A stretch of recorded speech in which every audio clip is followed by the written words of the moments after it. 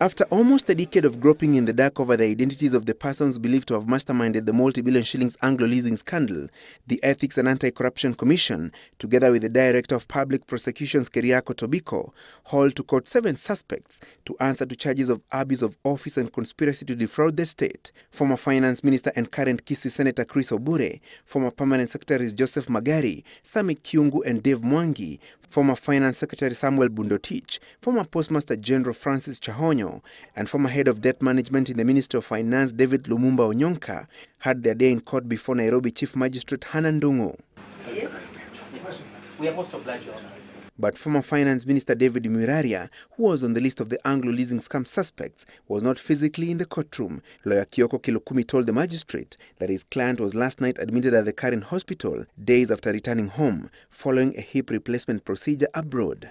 Obure, Chahonyo, Kiungu and Bundotich, who were linked to the questionable award of a tender to SpaceNet Incorporated for data network and rural internet services, were released on a bond of 5 million shillings or a cash bill of 1 million shillings, and their case will be mentioned on the 18th of this month. Mwiraria was also ordered to appear in court on the 18th of this month to take a plea on the corruption and abuse of office charges that he faces. All the suspects have also had their international travels frozen after they were ordered to deposit their passports in the court's custody until their case is heard and determined. But Magari, Mwangi and Onyonka, who faced multiple charges in relation to questionable award of tenders to fictitious companies for modernization of police security equipment and accessories codenamed ECOPs, worth an estimated 7 billion shillings, were released on a bond of 10 million shillings or a cash bill of 1 million shillings each. They were also ordered to deposit in court their passports and barred from leaving the country without the court's authority. Their case will be mentioned on the 18th of this month. He explained why they were not present. Missing in action during the court session today were the Kamanis, who are believed to have masterminded the siphoning of billions of shillings from the public coffers between July 2003 and June 2004.